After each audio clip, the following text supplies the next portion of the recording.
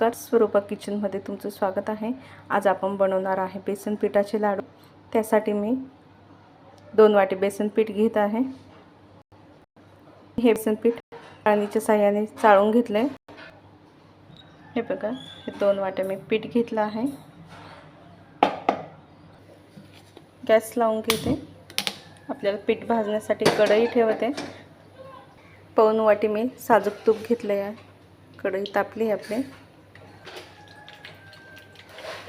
तूप आपलं गरम झालं आहे। मी आता यामध्ये बेसन पीठ टाकते।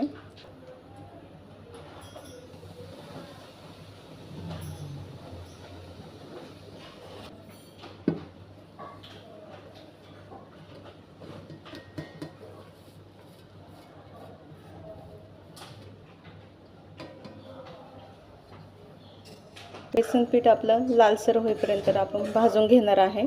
एकसारखं हलवावं लागते, नाहीतर आपलं पीठ करपून जाते। आपल्याला 15 ते 20 मिनिट कमी गॅसवरती छान भाजून घ्यायचं आहे।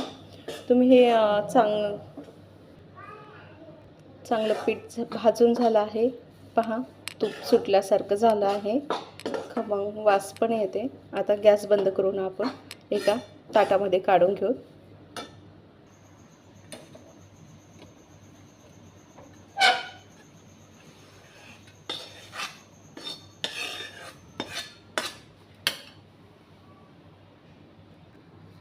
बेसन पीठ भाजून झालं आहे।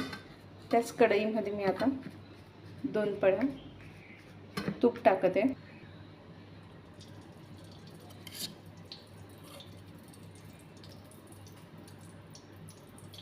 आपल्याला बेसन पिठाच्या लाडूमध्ये रवा टाकणार आहे मी अर्धी वाटी। हा पण रवा लालसर भाजून घ्यायचा आहे कमी गॅसवरती। मी लाडूला साजूक तूप वापरत आहे। तुम्हाला जर डालडा तूप वापरायचं असेल तर वापरू शकता। साजूक तुपाची चव छान लागते। पण रवा लालसर भाजला गेला आहे। मी गॅस बंद करून घेते। रवा भाजलेला आहे, मी तो काढून घेते। बेसन पिठाच्या मध्ये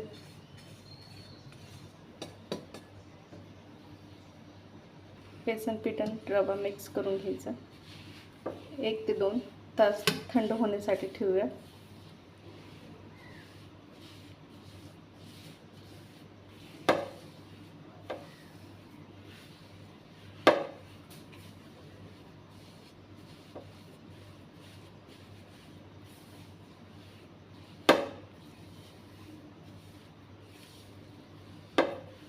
सॉरी, 1 ते 2 तास नाही, 10-15 मिनिट आपल्याला थंड ठेवायचे आहे। साखर टाकायची आपल्याला त्यामध्ये।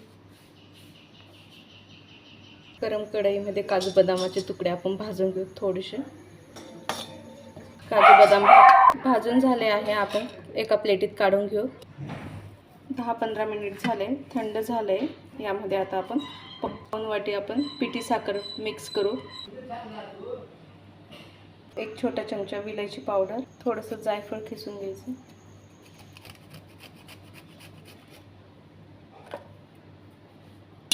बदाम टाकूया।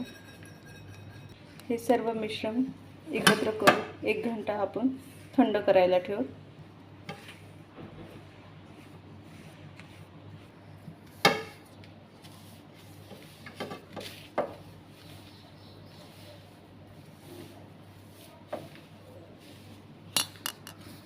या पद्धतीने आपण मिक्स करून घेतलं।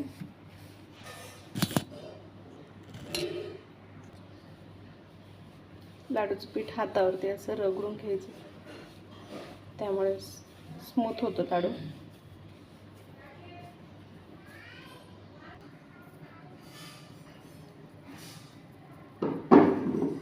लाडू तयार झालाय आपला।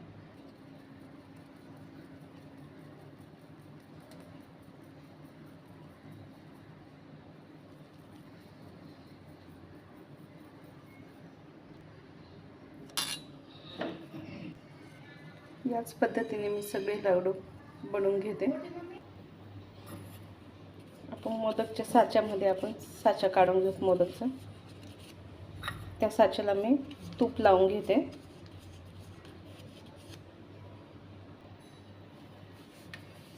थोडं हातावरती मऊ करून घ्यायचे पीठ आपलं.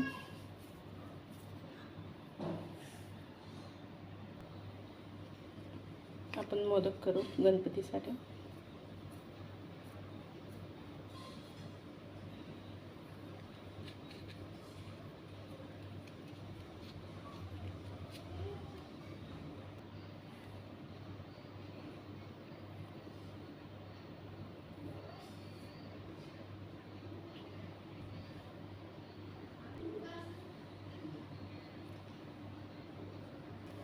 आपला मोदक पण तयार झाला आहे.